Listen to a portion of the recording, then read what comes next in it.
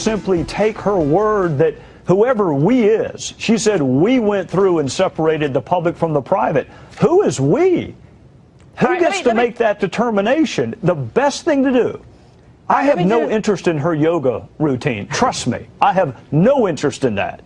But I have every interest in public record, whether it's related to Libya or not. And I have no interest in her personal attorney determining what is a public record and what is not a public record. That should be done by a neutral, detached person. You know, we could get the ultimate detached person. That would be Barack Obama, but I don't think that's who he's talking about. Joining us now is Kevin Williamson, roving correspondent for the National Review. Kevin, you wrote a piece where you end it by saying maybe it's time to take off the presidential knee pads and admit what everybody knows. She, and that's Hillary, isn't good at this sort of thing, and promoting her to the next level of incompetence is an invitation to disaster. May I say, well written. Oh, thank you. Yeah, if you look at Hillary's career outside of politics as such and her efforts to engage in substantial public work, whether it was with healthcare when she was First Lady or as a senator from New York or as a Secretary of State, she's been really bad at all of this stuff. Her healthcare program was, of course, a disaster. It was an enormous defeat for the Clinton administration early in their years. She did not one thing as a senator from New York other than spend her time running for president.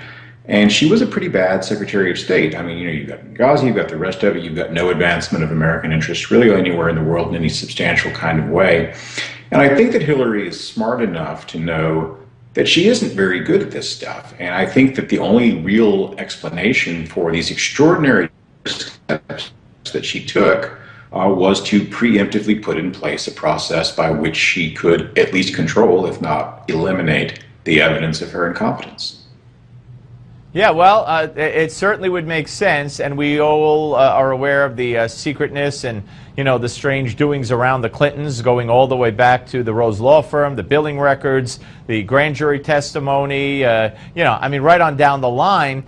So when she holds that press conference yesterday, and she walks in there, and she for some reason tells us that out of convenience she wanted to do this, and then says she would have needed 2 phones for 2 email accounts when I have a BlackBerry with 3 email accounts, and then says the server is staying private because we picked and you know, picked out everything that's relevant for you little people. I mean, what did she think she was going to get away with this? That people were going to come out, you know, quelling about how great she was and how wonderful she did at that presser? Well, I think that's exactly what she expects. You know, the Clintons' sense of entitlement, not just to power, but to public adoration and public sympathy, is bottomless. But when you consider how preposterous her story is, that she didn't want to carry 2 phones, so the easy thing to do was to hire a technology consultant to come to her home, set up an independent server that has to be, you know, monitored, administered, and everything else, and deal with this whole you know, homebrew, as they call it, email operation, when of course all that would have been required is putting a second account on her phone or whatever mobile device that she chooses to use.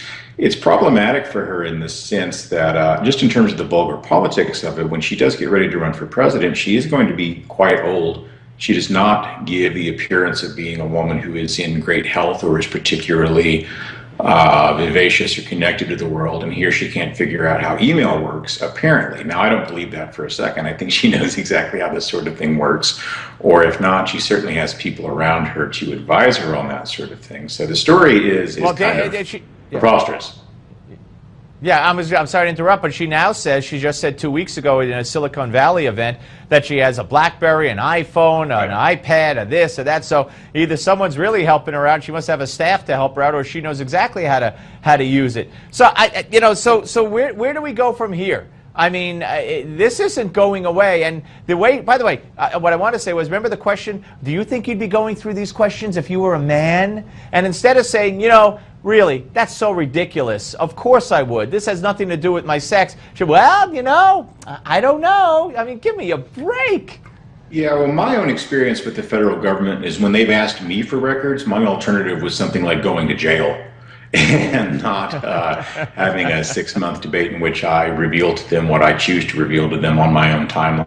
for my own reasons. You know, try telling the IRS, well, I'll tell you which of my financial records are actually relevant to you, and you'll take my word for it. I mean, that's not how it works, but Hillary Clinton apparently feels entitled to conduct herself that way. And I think that this is one of those things, I get the feeling that it is kind of catching on outside of just conservatives and sorts of people who are naturally inclined. They're still, the media is still saying, you know, she has a lot of unanswered questions, which I find encouraging, not the least of which is why you're taking money for the foundation from these countries that treat women like dirt. She never answered that. All right, thank you as always, Kevin. Up next, David Harsanyi will be here. Don't go away.